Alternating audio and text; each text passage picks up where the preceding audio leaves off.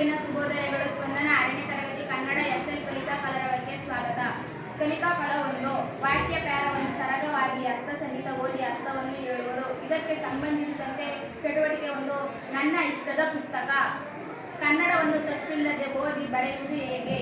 ಈ ಪುಸ್ತಕ ನನಗೆ ಇಷ್ಟ. ಈ ಪುಸ್ತಕವನ್ನು ಬರೆದವರು ಟಿ.ಎಸ್. ಗೋಪಾಲ್. ನಾನು ಕನ್ನಡ ವಿದ್ಯಾರ್ಥಿನಿ. ಕನ್ನಡವನ್ನು ತಪ್ಪಿಲ್ಲದೆ ಓದಿ ಬರೆಯುವುದು ಎಂದರೆ ನನಗೆ ತುಂಬಾ ಇಷ್ಟ. ಈ ಪುಸ್ತಕದಲ್ಲಿ ವರ್ಣಮಾಲೆ, ಸ್ವರಗಳು, ವ್ಯಂಜನ ಮುಂತಾದವು ಕೂಡ ಇದೆ. ಹಾಗೆ ಈ ಪುಸ್ತಕದಲ್ಲಿ ನನಗೆ ಇಷ್ಟವಾದ ಅಂಶ ಕನ್ನಡ ಕೋಟ್ಯಾಂತರ ಕನ್ನಡಿಗರ ಮಾತೃಭಾಷೆ. ಈ ಅಂಶ ಈ ಪುಸ್ತಕದಲ್ಲಿ ಇದೆ.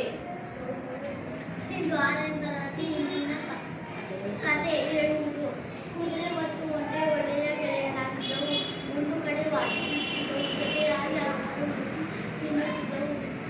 ಒಂದೇ ಕುದುರೆಯನ್ನ ಆಲೋಚನೆ ಮಾಡಿದ್ದು. ನಮ್ಮಿಬ್ಬರಲ್ಲಿ ಯಾರು ಹೆಚ್ಚು ಎಂದು ಒಂಟೆಯನ್ನು ಕೇಳಿತು. ಅದಕ್ಕೆ ಒಂಟೆ ಕುದುರೆಯನ್ನ ನಾವಿಬ್ಬರು ಸಮಾನವಾಗಿ ಎಂದು ಹೇಳಿತು. ಇದನ್ನು ನನ್ನ ಮಾತಿನಲ್ಲಿ ಹೇಳುತ್ತೇನೆ. ಕುದುರೆ ಮತ್ತು ಒಂಟೆ ಒಳ್ಳೆಯ ಸ್ನೇಹಿತರಾಗಿದ್ದರು.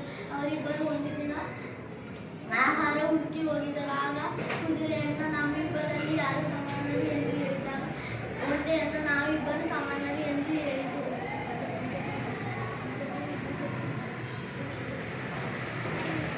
ಕಲಿಕಾ ಫಲ 2. ಓದಿದ ವಿಷಯವನ್ನು ಅರ್ಥೈಸಿಕೊಂಡು ಪ್ರಶ್ನೆಗಳಿಗೆ ಉತ್ತರಿಸುವುದು.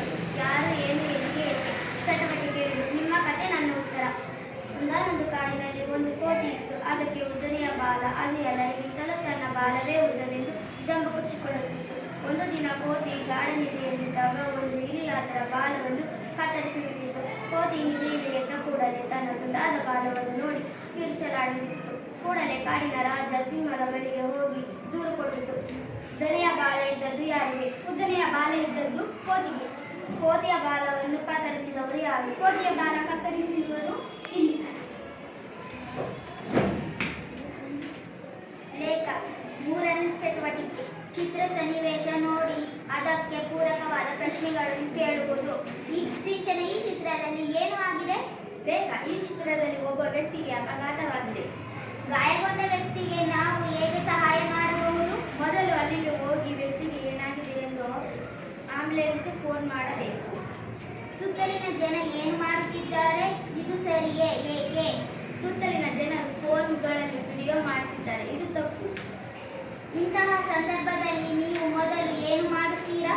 ಇಂತಹ ಸಂದರ್ಭದಲ್ಲಿ ನಾವು ಮೊದಲು 112 ಪೊಲೀಸ್ ಸ್ಟೇಷನ್ಗೆ ಫೋನ್ ಮಾಡುತ್ತೇವೆ. ಮೂರ್ತಿ. ಸರಳ ವಾಕ್ಯ ಸ್ವತಃ ಬರೆಯುವುದು. ನಾವು ಆಚರಿಸುವ ಹಬ್ಬ ದೀಪಾವಳಿ ಹಬ್ಬ, ಸಂಕ್ರಾಂತಿ ಹಬ್ಬ, ಹೋಳಿ ಹಬ್ಬ, ಇನ್ನೂ ಹಲವಾರು ಹಬ್ಬವನ್ನು ಆಚರಿಸುತ್ತೇವೆ. ನನ್ನ ಇಷ್ಟವಾದ ವ್ಯಕ್ತಿ ನನ್ನ ಅಪ್ಪ, ನನ್ನ ಅಮ್ಮ, ನನ್ನ ಶಿಕ್ಷಕರು, ಇನ್ನು ನನ್ನ ಕುಟುಂಬದವರೆಲ್ಲ ಇಷ್ಟ. ನನ್ನ ಸ್ನೇಹಿತ ಮೂರ್ತಿ. ಅವನೊಬ್ಬನೇ ಅಲ್ಲ, ಅವನ ಜೊತೆ ಇನ್ನೂ ಹಲವಾರು ಸ್ನೇಹಿತರಿದ್ದಾರೆ. ನನ್ನ ಇಷ್ಟದ ಆಟ. ನನಗೆ ಕ್ರಿಕೆಟ್ ಆಟ ನನಗೆ ಇಷ್ಟ. ಕ್ರಿಕೆಟ್ ಮಾತ್ರ ಅಲ್ಲ, ಹಲವಾರು ಆಟಗಳು ಇಷ್ಟ. ಕಲಿಕಾ ಫಲ 4. ದಿನನಿತ್ಯ ಜೀವಿಸುವ ಕನ್ನಡ ಭಾಷೆಯನ್ನು ಮಾತನಾಡಿಸುವುದು ಹಾಗೂ ಬಳಸುವ ಚಟುವಟಿಕೆ 1. ಮಕ್ಕಳಿಗೆ ತಿಳಿದ ವಿಷಯಗಳು ಕುರಿತು ಮಾತನಾಡಿಸುವುದು. ಬೇಸಿಗೆ ರಜೆ, ಸಿನಿಮಾ, ಮೊಬೈಲ್. ನನಗೆ ಇಷ್ಟವಾದದ್ದು ಬೇಸಿಗೆ ರಜೆ.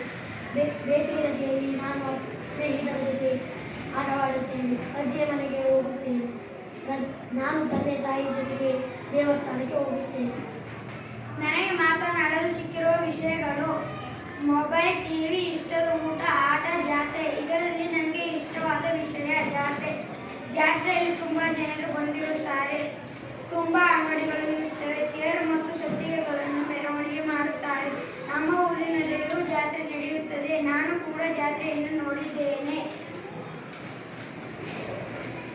ನಮ್ಮ ಎಫ್ಎಲ್ ಕಲಿಕಾ ಕಲರವಕ್ಕಾಗಿ ಆಲಿಸಿದ